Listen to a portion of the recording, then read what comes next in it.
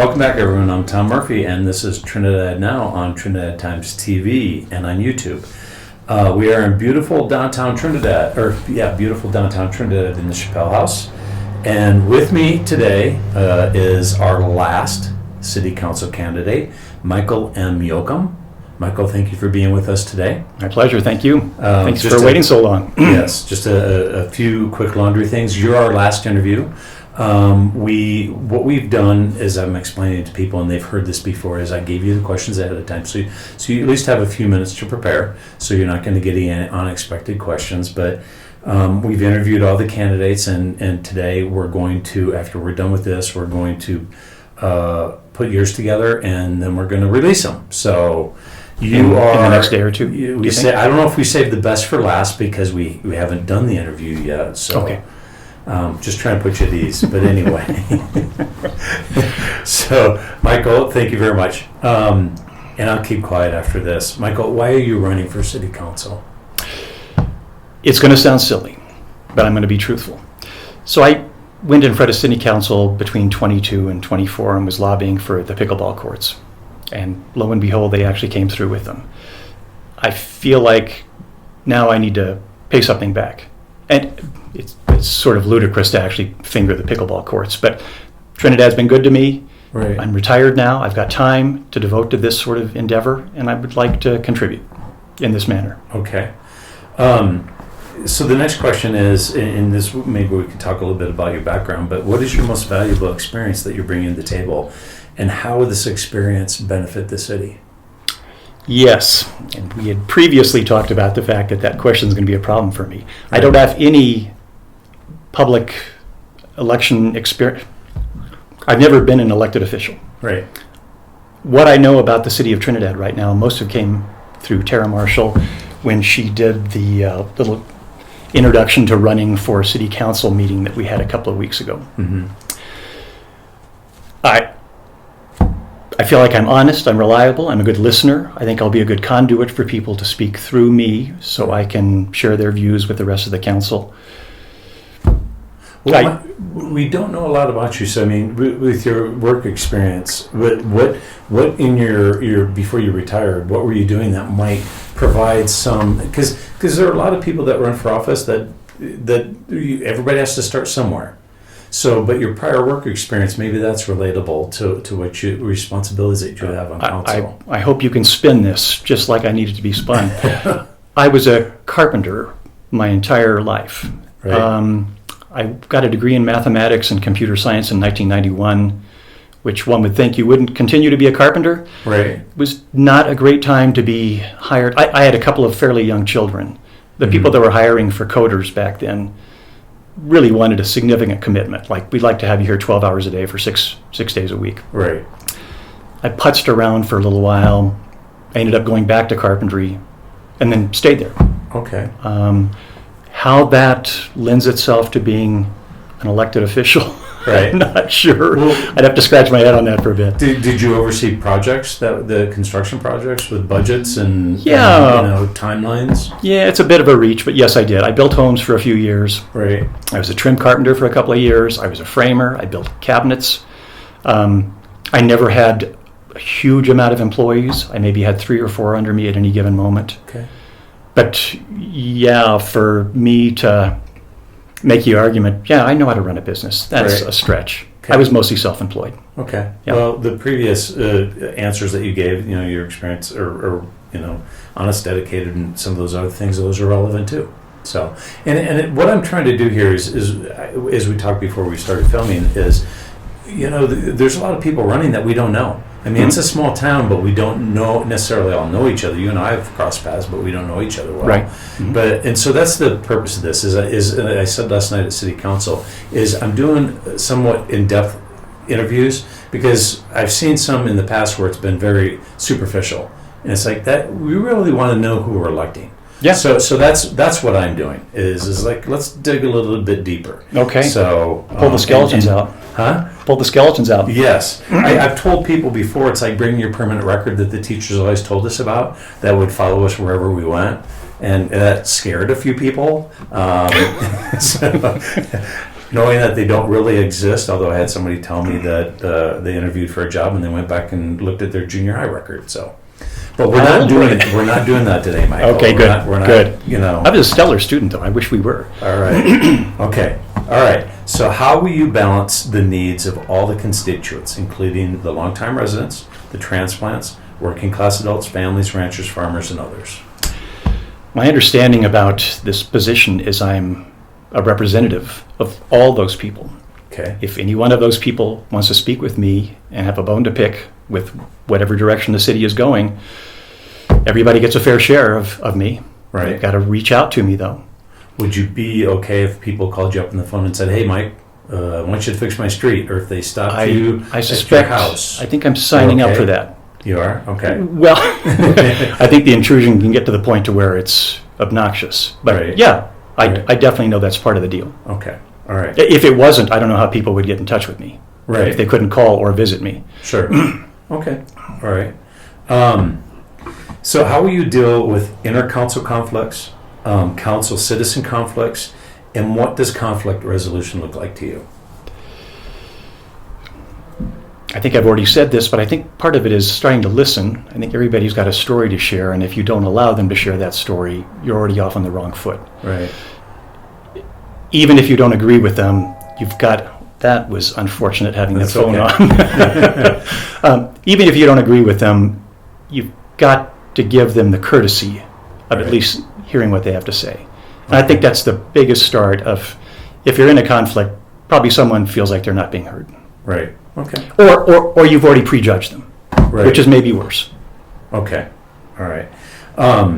And you know, there are times too where you might have a disagreement with a council member over something that you're going to vote on. How do you feel about that? How would you handle that? If it got, there's been some contentious moments in council over the last number of years that I've been filming, 20.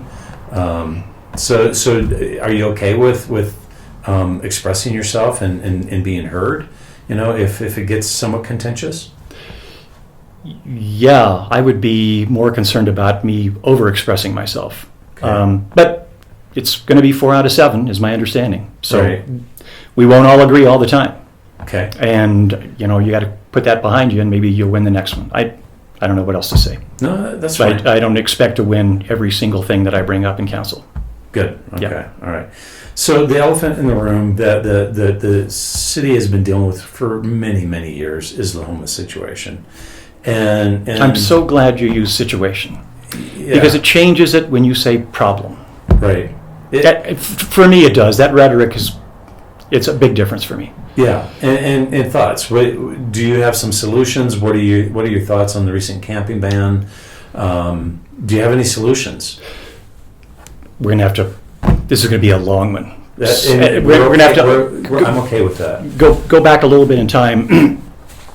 I get the petition, the signature petition to get on the candidate list. Mm-hmm. And so I'm going around, and I think this is going to be easy. I'm just going to say I'm running for city council. Would you mind signing it? Well, it didn't turn out to be that at all. Everybody had a question.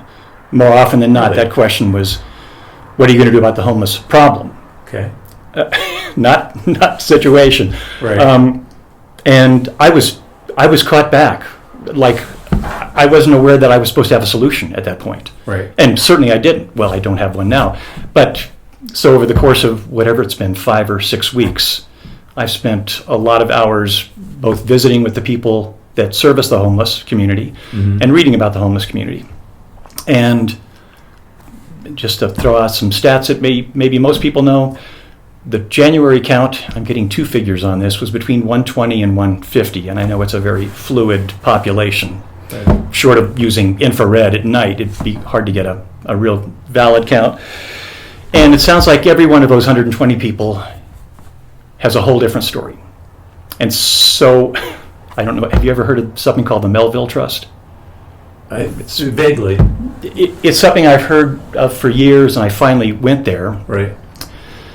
Their big thing is trying to get the public to, it's like a changing the narrative. Like, these people that are homeless, they didn't ask this. They didn't want this. Right. It's maybe not their faults. not their faults. Yeah, that plural works out somehow. And when somebody has a stereotype of the homeless are between 22 and 25, they're drugged out of their gourds, they have no focus, they have no function other than destroying things, it's not a good starting place for trying to deal with these people compassionately. Right. I didn't even like the sound of that, these people. It sounds like they're already excluded from the community, which they're not. Right. Of those 120 and 150 people, I think the percentage is around 60%. That's what Erica told me the other day when we walked the Loop Trail. So these are Trinidadians. They're not people that float through here looking for a free burrito from Pastor Clay. These are people that are here, have family here. Maybe they're not quite right with their family these days. Maybe they're couch surfing. Maybe they're what is it? Marginally unhoused. I'm not sure what the phrase is about. They may have a roof over their head occasionally. Mm-hmm. I think because we don't have the resources to take care of these people right now, I think everybody can agree on that. We do need to find out the resources we do have and prioritize what we can do to make these people, first of all, stay alive for another evening and try to reintegrate them into the community. If we had the funds right now to build 150 dwellings and we crammed all these people into these dwellings, Right. if there's no resources to follow up, if there's no support for these people, it's not going to last a couple of weeks before we're going to be in the same situation. Yeah. Not to let go of this, a bigger concern of mine, or at least an equal concern of mine, is keeping the homeless population from going up.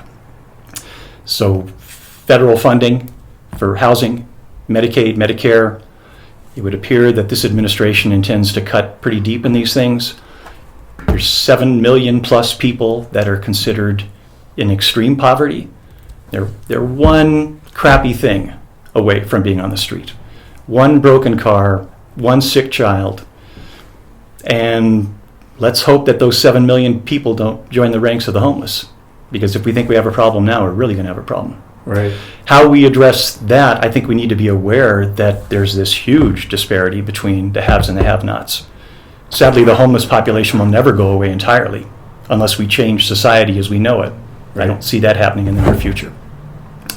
There, that was rambling enough, wasn't it? No, it's excellent. So, Michael, let's say you're sitting on council and I come and say, and speak to you, and one of the issues that I've seen is the frustration with the city staff is that we have outdoor bathroom facilities, but they destroy them. Yeah. And so the issue that's going to be right in front of you is like, I would think that would be job number one. Yet they have a small contingent that will destroy whatever we put out there for them. How would you handle that?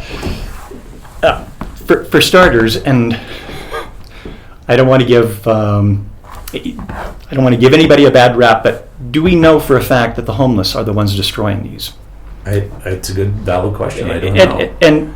And maybe unequivocally they are. Right. I don't know. I mean, I don't know if they have surveillance in the bathrooms. Right. I don't know if there's been a law enforcement officer watch people come out after they have destroyed a bathroom. If it's not the homeless people, that's an interesting point. Well, that it's really just haven't thought of. It's straight up vandalism. Right. For kids that, I shouldn't say kids, for anybody that has too much time on their hands and Right. clearly is not focused on what they should be doing. Right. Stupid aside, I used to live a couple of blocks away from where my mailbox was in Golden. Mm-hmm. Every year, or maybe sometimes twice a year, somebody would come by, probably sitting in the back of a pickup truck with a baseball bat, and knock my mailbox down, and everybody else's. Right. Never figured it out. Why? What joy did they bring from that? Yeah. I have spoken to some people about what may cause someone to tear up a bathroom. Right. And the first thing that came to their mind was, if you're methed up high enough, and particularly if you're a male, Right. you can do some crazy, ragey things that don't have any meaning. And you Right. may come down off meth and go, God, that was a horrible idea. Right. I just destroyed a thing that I could be using, and now I Right. can't. How you deal with that, you would have to have the bathrooms monitored. I'm kind of walking all the way around this. It's a tough situation. I'm an advocate somewhat because I employ them as best I can. We've got a guy outside working right now. That's lovely. And I just think if that were to happen to me, it's like the first thing that you're looking for on a regular basis is a bathroom facility. And but I understand from the city's point of view and a financial standpoint, it's like, well, why would we do that? But then again, they're going to go somewhere, whether it's in the Chimino Park, or you know, 3 feet from the river. right. Yes. So it's a conundrum, and I don't think anybody has a solution that everybody's going to buy into and say, "Here, let's do this." There was some conversation, and maybe it was Cy in her interview, about the homeless kind of getting together and having their own homeless community. Mm-hmm. It would be wonderful if you could find someone in the homeless community that would be willing, in exchange for some public service, Right. to monitor a restroom, or even if it was for a number of hours. Now, I probably wouldn't be comfortable if I hear some possibly insane meth head Right. tearing something up, going in and going, "Would you mind stopping that?" Right. It probably is not a good safe way to. But I could call somebody Right. and say, "Yeah, someone's at it again." And then there's been talk about stainless toilets. Right. And apparently they have devices that cannot be broken that actually flush the toilet. Right. I have no idea what these things cost. Nor do I. I just Yeah. appreciate you actually putting a solution on the table, because but no matter what solution you put up, people are going to be like, no, no, no, no. Oh, without a doubt. That's, I think, one of the things about being on council is you never have unanimous agreement that this is the way to go. I do think one thing, all that said, they should be open Right. for the reasons you just mentioned. Yeah. Unless we want to have feces all over the city, they have to have a place to go. And I don't have the solution. I just know that it's going to be put on your table. Sure. If elected, and I think people want some answers, because we've talked about it long enough. It's time to, I think, take action, because I've been at council for 20 years, and I this is a conundrum. So this is going to take some of our best ideas.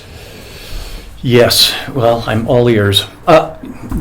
Interesting aside, so where the pickleball courts just went in Right. Los Niños, they opened Right. those bathrooms up. They did? They did. Oh, good. I'm assuming it's because of a bunch of geriatric white folk that are hanging out. No, I'm just teasing, but maybe that bathroom is now under sufficient scrutiny from the pickleball community Right. that they feel like is less at risk. Well, I don't know that for a fact. I hope so. I do too. I just know that people, it's not magically, they're not going to magically disappear, and so we'll see what the future brings to it. If there's not a whole lot more of that, it's an even bigger problem. So, all right, we've circled that one pretty well. Thank you for that. Kick that dog. So Michael, what does government transparency mean to you? That seems like rhetorical almost. Okay. I mean, it's public access to Okay. what's happening behind potentially closed doors. Right.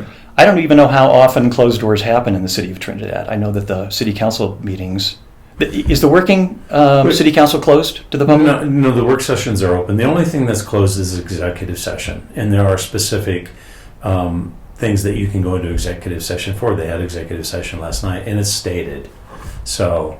That's when everybody had to leave. Yes. Last night. Okay. Okay. That's an Gotcha. executive session. So, other than that, transparency. Some people think sometimes they're not being transparent, and some people think that not everybody needs to know everything. So, I'd agree with both of those. I'm trying not to put words in your mouth, but that's maybe just circling around a little bit to say this is what we're looking for, and not to pat myself on the back, but what we're doing today, and the reason I've been filming is that I want transparency in government, and this is one way to do it. So Yeah, I can people can watch it and make decision for themselves, instead of like, my neighbor was there and this has happened. It's like, no, people can watch it. So, Right. So that's important to me. So Michael, what are your other than pickleball, although pickleball is fine, what are your top three project priorities for capital improvements, programming, or adjusting things at City Hall? I wouldn't know what to adjust at City Hall because I'm not familiar with it, so we can rule that one out right away. Okay. Back in, it was either 21 or 22, I was trying to put solar collectors on my home. And the city was, well, I'm not even sure they had meters that ran backwards at that point. I think they do have them now. Okay. But they weren't very accommodating. And I would like to find out why. Now, I know it's stepping on some toes with the power company. I mean, they've got this infrastructure. They're maintaining it. Right. They'd like for you to buy their product. Right. If you're making your own product. But that's something I would like to delve into that I don't know much about. Okay. There must be a handful of collectors in this entire city. Okay. Do you even know of one? No. Okay. I do know that the people have come to city and they have them in some places. Yes. I'm considering it down the road. And I'm sure there's people off grid that have collectors. I just Yeah. don't see them here in town. Yeah. The other thing is, and it's never been explained to me completely, our power is very expensive. Our electrical power is expensive. And I don't understand why. I could tell you some backstory, but that's a whole other topic. And Okay. that goes back a little ways. But tell me a little bit about your pickleball experience. You're a pickleball player, and we are just about complete courts here that are about 200 yards from here. Tell me about that. What that experience did to bring you into the city. So when I got here in 2018, the only place you could play, that's not entirely true. You could always play down at the Los Niños basketball courts, provided you set up your own net. Mm-hmm. They weren't taped. They weren't marked for the courts at that point. So you would have had to have done that as well, which the pickleball community did. The people over at the community center came out and did one, then we did the other one, then we redid them both. Neither here nor there. Right. When I first came here, I went down to the community center, and they had the basketball courts taped off for pickleball, and they had purchased some nets.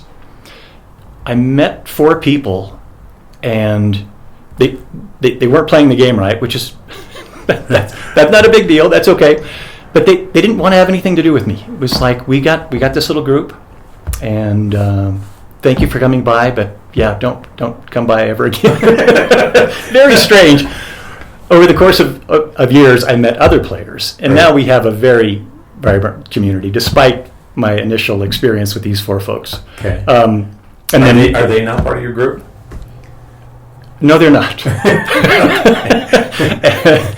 Yeah, not to my knowledge, unless they've changed their look entirely. Okay.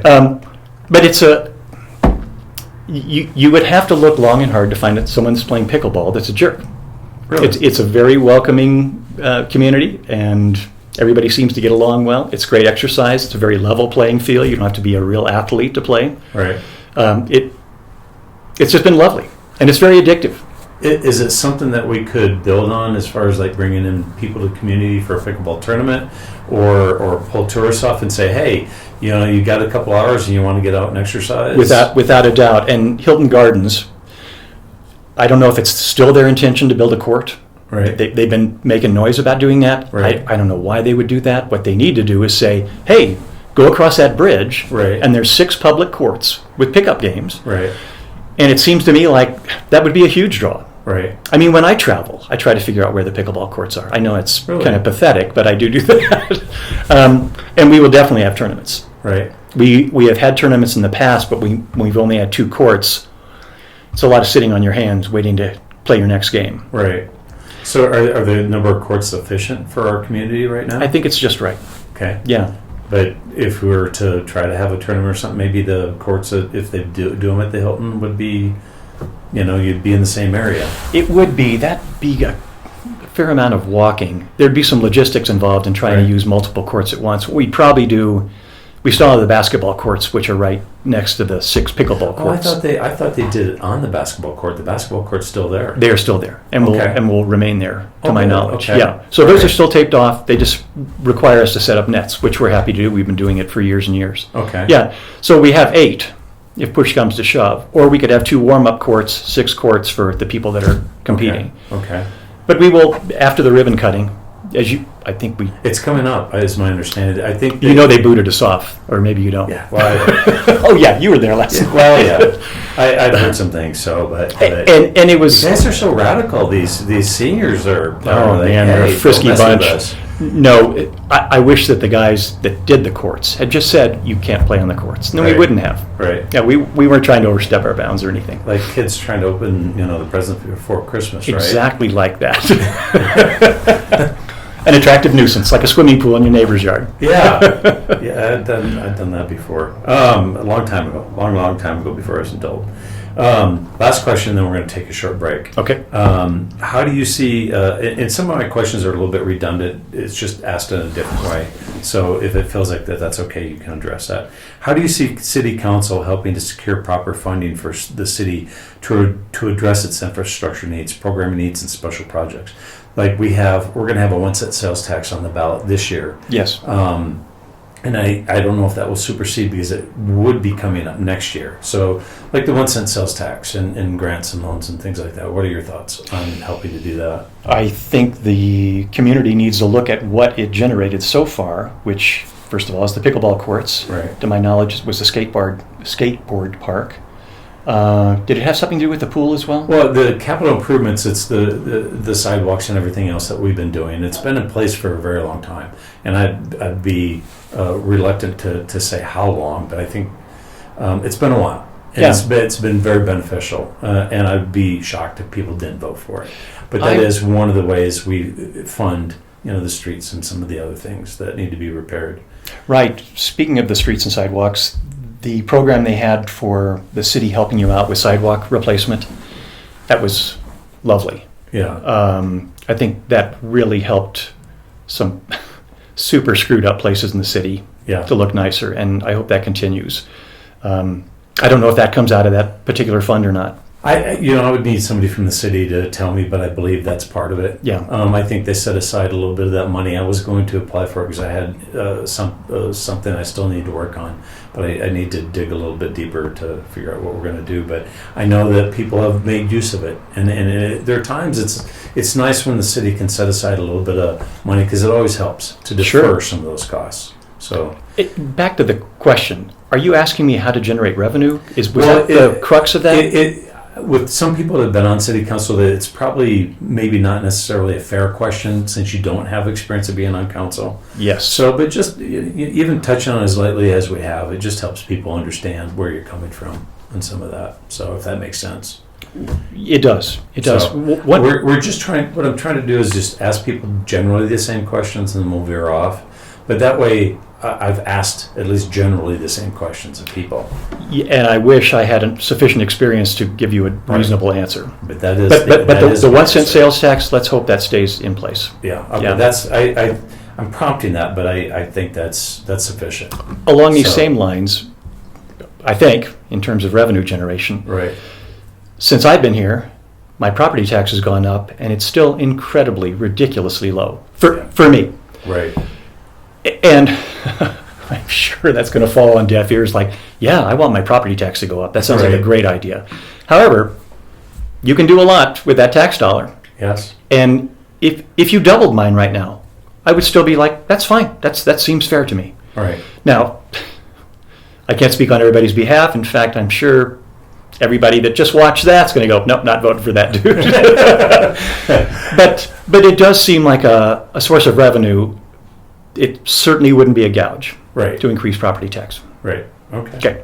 Well, it's not even on the table. So, all right, we're going to take a short break. Let you get a drink of water. Let you breathe for a minute, and we'll move forward. So, all right. Okay.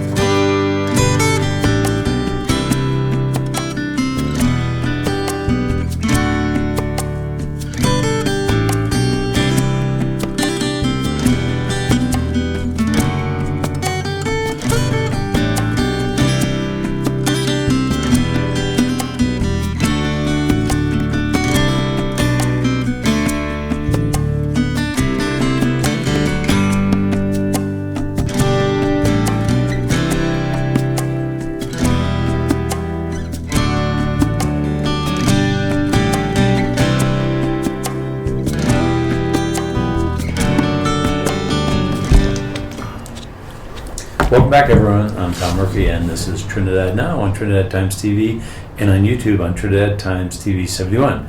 We are in beautiful downtown Trinidad for our second half of our interview with Michael Yocum, and our last interview. And as soon as we are done with this, they will be going online and on our cable channel for people to watch.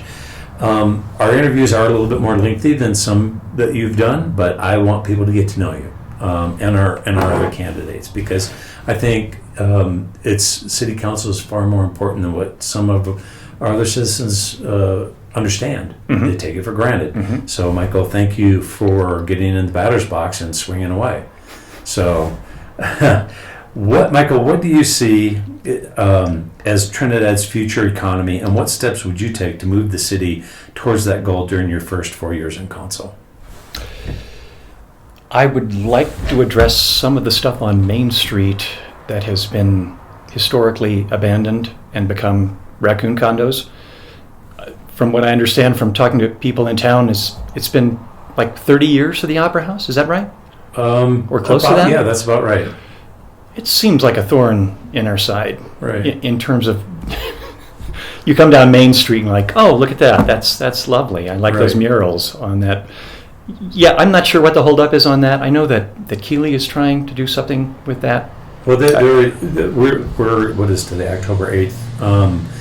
There was some deadline coming There was some issues addressed last night, and I don't know enough of the details to go into it, but it is in the hopper. But it's been in the hopper though too for a long time. So Right, about 30 years, give or take. Yep. yeah, Someone told me, this may or may not be true, it was potentially structurally unsound, and that they were going to have to take steps to make it not fall down.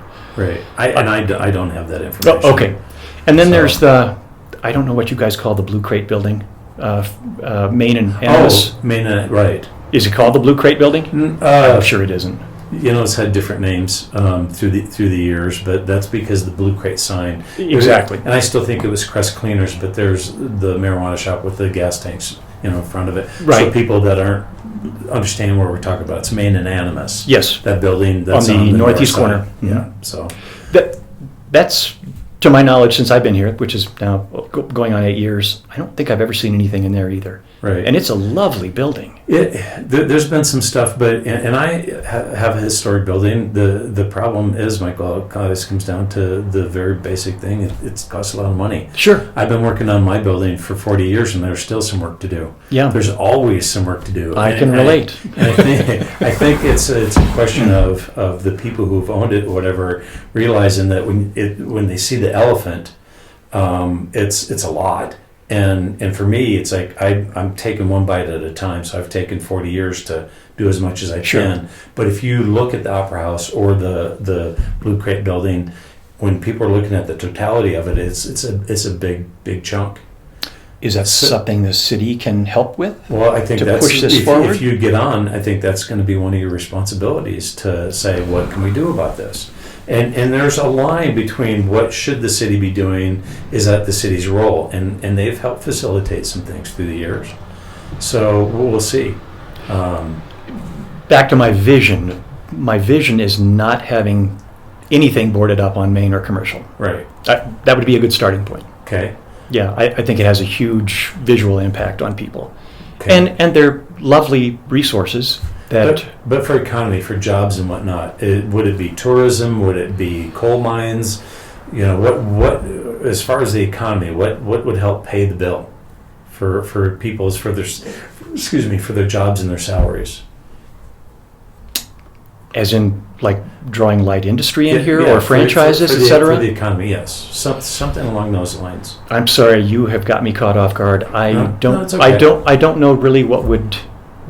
I mean, we got those 2 mega gas stations going in. That's going Right. to bring in a lot of tax dollars. Right. To my knowledge, that pot wasn't sweetened by tax incentives. Right. I know that? I don't directly. I don't know.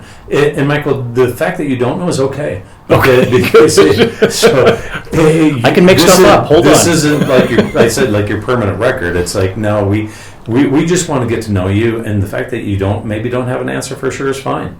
No, I do think gravel grinding is going to be a bigger thing than it is currently. Okay. And not that it's not a big deal now. Right. But I think it can become a bigger deal. I don't know how you reach out to the gravel grinding community to attract them here. Right. How to get us on the map. Okay. I'm assuming it is in Colorado, people that enjoy that sport. Yeah. How you get beyond that, I'm not sure. I guess I would Tourism. Right. I guess that's the tourism board. Yeah. Okay. Let's keep moving forward. I think we've covered that. Hedged that well. enough. Yeah. And again, it's okay if you don't have the answer. We still get to see your answer that you know or you don't know, because some people would, it's like give a book report on a book report that or a book that they have never read. So I've never done that. We can see that. So, what is your overall vision for Trinidad for the next 4 years? It's a little redundant. You're going to restate some things, I think, but overall, you look back 4 years from now, you're on city council, you're going to say we did that, and that, and look at where we are now. Yeah, not to be redundant, I would love to have any storefront or any large structure on Main and Commercial in particular revitalized. Okay. So there's continuity of shops and locations and restaurants, etc. I'd like for everybody to calm down. Yeah. I know it's a silly thing to say, but if I could look back in 4 years and go, this community seems to be whole. We're Right. not at each other's throats. We're Right. not divided politically. That would be an accomplishment. I don't know how you do that on city council. Right. Ask everybody to calm down. Yeah, Right. it might fall on deaf ears. But that would be a huge accomplishment for me, is everybody's working towards a common goal. It's greater good sort of thing. Okay. All right. And this we're probably going to talk about pickleball, and it's a little bit of redundancy, but what projects and accomplishments of this current council do you see as being the biggest benefits to the city's development? I'm guessing that might have something to do with pickleball. Yeah, and that's really selfish speaking. Right. I can't remember the exact number. We have something like Right. 150 or 60 people signed up for this app called Team Reach. Okay. It's to allow people to know who's playing when. Right. Oh, okay. I'd like to think that number is going to grow. Right. And now, I don't know how many people in town, first of all, know what pickleball is, and second of all, know where the courts are. Right. Like, you could probably ask 10 people on the street, you want to play pickleball tomorrow, and they, first of all, would say, what is that, and then where would I show up? Right. But yeah, that should become a thing. Okay. It should, and I don't know if anybody can vend over there. In other words, serve food and beverage Oh, okay. on the courts. I don't know what Well, they that's an interesting idea. Yeah, and I'm not sure who would run that. Right. The Noah's Ark structure, which is still there, the old Noah's Ark. Right. Does that belong to this? I think it belongs to the city, or does it belong to I Chimino? think that belongs to Chimino. Okay. Yeah. I don't know what they're going to do with that. It's a little bit of an eyesore. In fact, that entire storage area for Right. Chimino is not spectacular. Well, if it were to grow, maybe that could be future pickleball courts. Plug either just sitting vacant. Oh, I'm looking forward to the day where all 6 of the courts we currently have are Right. full, okay. and are full with some regularity, at least in the morning hours when Right. most people play. Well, I was back in South Dakota recently, and one of my college friends is a serious player, and told me, how much fun it is. And You haven't played. no, I played tennis back in the day, and so I'm just, and eventually my wife and I will probably get around to it You got because to. it's very close. But he was telling me just how much fun it is. I was warned, though, that if you get started, stretch and do some other things, because there's been some serious injuries by some first-time players. It keeps orthopedics busy. That was one of the things when the skate park first came out. It's like it was an orthopedic surgeon's dream Yeah, from the injuries that I heard about. we've been very fortunate so far. Yeah. So in this 150, 60 people that are playing pickleball, is there a rating system? There's a thing called a DUPR, D-U-P-R, and I'm sorry I don't know how the initialization breaks out. Right. I'm assuming the P is for pickleball. If you compete and you beat someone, it changes your rating overall. Right. We throw around numbers kind of anecdotally for one another Right. sometimes. So, are you the Bjorn Borg of Trinidad, or that's the name some of the younger people probably don't even know? But from our generation, Jimmy Connors, Bjorn Borg, John McEnroe. Oh, if you want to spend the rest of your life watching pickleball on YouTube, you may. There are an infinite number of hours of tournament. But locally, how are you rated? Oh, you mean where am I in the city? That's where I was going I'm the with best this. in the city. I thought that was a possibility. No, I'm not. All right. Is there anybody, if we start playing, we got to take down? I mean, that's... Oh, yeah. All right. There will be some of those. It's been amazing. So everybody started from nothing. Okay. And now when we get together and play, it's like any given Sunday in football. Right. Any pairing can win any given moment. Okay. It's just the way it should be. No one is dominating. Okay. There's All one right. person, but I'm not going to mention my name. Okay. when And it's we're off camera. Okay. All right. We're going to veer off into our last several questions. This is a little bit more personal. Michael, what is your biggest success in life? It's going to be, like a soundbite, but I'm very proud of my children. Okay. And I look at people that are childless, and I wonder what that feels like. Right. I'm also proud of the work that I did. Okay. I mean, I can still go and see things that I've created and will be able to my entire life and go, yeah, I built that. Yeah. And that's kind of neat. Okay. It's nice to, at the end of the day, be able to stand back and go, that's something I did. It's very Right. concrete. Right. Okay. Let's flip that. What's the opposite? What's the biggest failure in your life? I think probably that I didn't pursue my education, and I could have. I didn't try Right. hard enough. Right. You probably know as well as I do, if you're out of IT for any length of time, it's hard to get caught back up. Right. And so after a couple of years passed, I was like, now I'm on this path. I'm going Starting all over again, it's not worth I would it. have to have gone back to school. Things had changed so much, so quickly. When I first started at Metro, which is where I ultimately got my Metro State Mhm. University, right? Right. They had a VAX, which probably doesn't mean anything. It was an old computer. And they had 1 gig of storage for the entirety of the school. I can't remember what the enrollment was at that time. It was like 23,000. Oh, wow. It was crazy. I mean, my phone has a gig. Right. But it was a whole different time. Yeah. I don't know where I'm headed with that. Well, Again, once you're out of it, Right. you've got to start back from scratch, Right. educationally. Okay. I just And anecdotally, when I was in school, we had punch cards, and I was like, "There's no way." Me too. Stack of cards with missing Floppies, ones. cassettes, all of it. Yeah. I was like, "There's no way it's going to get better than this." I'm not going to spend It'd be Friday great. night looking for one piece to make X equals 3, because the programs that we had to do to get the solutions, it moved so quickly. I appreciate you saying that. It's like it does, it changes. That's why the guy sitting next to me is like handling some of this, because that younger generation, they grew up with it. Yeah. And I can do it, but it's also they do it like this, and I'm like, here, It's like here, and grandpa here. giving you your phone, Yeah.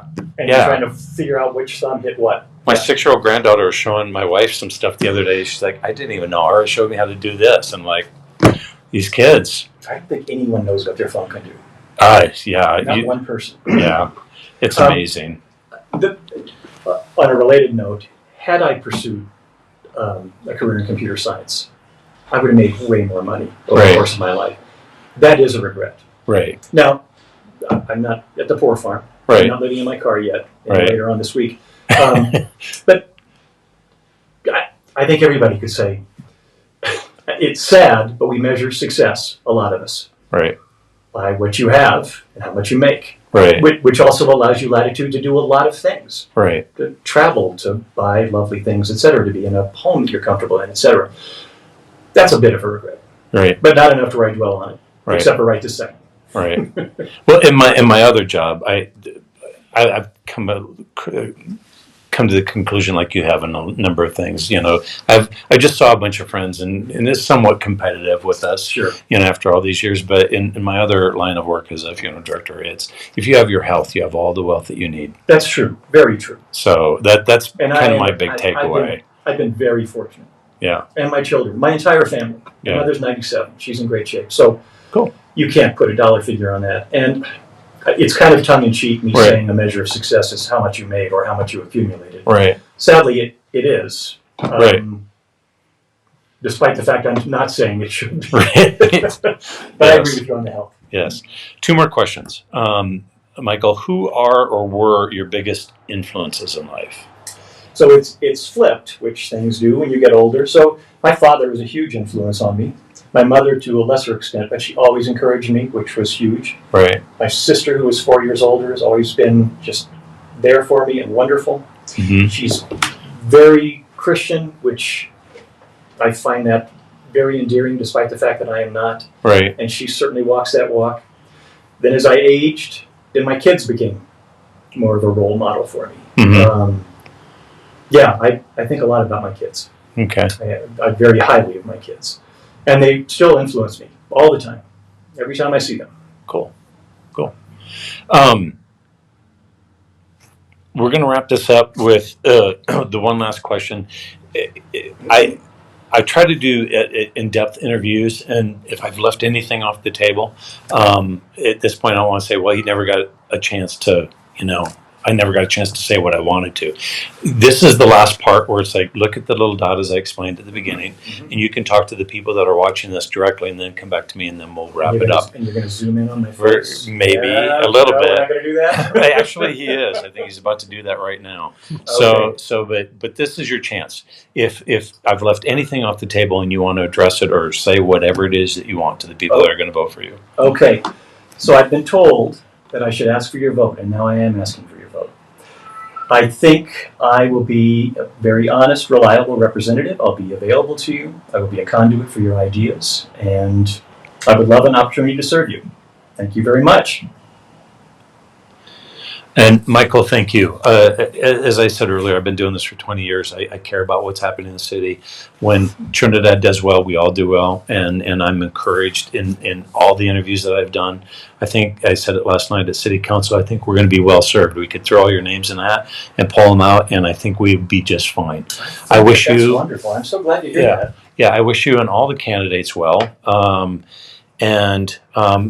tried to ask the same core questions and then follow up. So that's after having seen Manny's and size, this Yeah, was essentially identical. and I wanted Yeah. to wait to release all of them, and I've done that. So now that we're done with you, we'll release them. I released Manny and size, before your interview, but the interview questions I asked were the same ones we asked a I couple think it years was good ago. that they were standalone.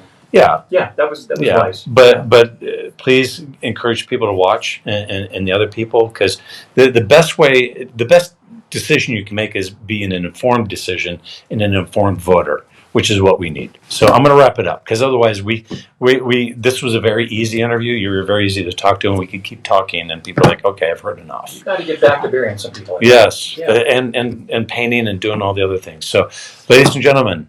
I'm Tom Murphy, and this is Trinidad Now and Trinidad Times TV. Thank you for watching.